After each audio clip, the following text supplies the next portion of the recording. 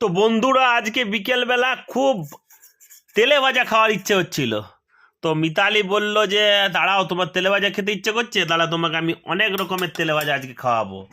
তো অনেক রকমের তেলে ভাজা খাওয়াতে গিয়ে মিতালি এই যে দেখছি এত রকমের তৈরি করে রেখেছে, আর কিভাবে করেছে সেটা তো মিতালি বলবে, মিতালি জানে। তো যাই হোক, আমি এখন তাড়াতাড়ি খাবো, আমার খুব খিদে পেয়ে গেছে আসলে। হ্যাঁ, তো মিতালি আজকে সময় পেয়েছি এই তো যে প্রচুর প্রচুর মানে আমাদের ছড়ার থেকে বিট আনা হয়েছিল, প্লাস বিনস ছিল, মটরশুঁটি ছিল, গাজর, মানে কি ছিল না। দেখলাম যে এত এত কি করব, এত এত তো এত তরকারি এসব এত নুডলস কত খাবো। দেখলাম যে এতটা পরিমাণে আছে না, তাহলে ভেজিটেবল চপ বানানো যায়। তারপরে দেখলাম ফ্রিজে আমার পনির রাখা ছিল, মানে আমি বাড়িতে বানাই তো তো ফ্রিজে পনিরও রাখা ছিল।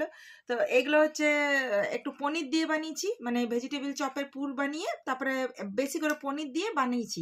তো এটা একদম টিক্কার মতো করে নিয়েছি।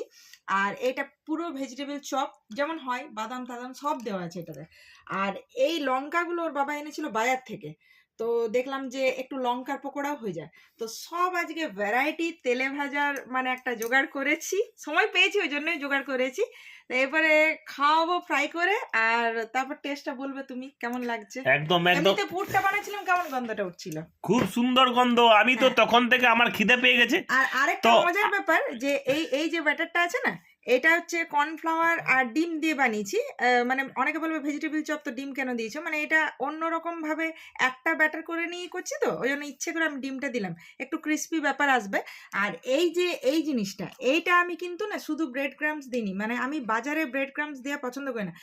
যখনই বানাতে যাই না একটু বালি বালি ব্যাপার লাগে, আমার ওটা খেতে একদম ভালো লাগে না, মানে গোটা ইয়েটাই মার্ডার হয়ে যায়। তো সেই জন্য আমি বাড়িতে ওই রাস বিস্কুটটা থাকে সেইটা, কর্নফ্লাওয়ার আর ওই যে কর্নফ্লেক্স থাকে না, ওইটা দিয়েছি। ওই তিনটেকে একসাথে মিক্সিতে গুঁড়ো করে তারপর স্ট্যান্ডার করে চেলে নিয়েছি, আর সামান্য পরিমাণে একটু নুন আর গোলমরিচ দিয়েছি। তো তারপরে এই এটা আমি তৈরি করেছি। তো মিলেমিশে একটা দারুণ হ্যাঁ। গন্ধ এখন আমার ঘরে তো মোমো আপনারা করছে। অবশ্যই বাড়িতে বানাবেন।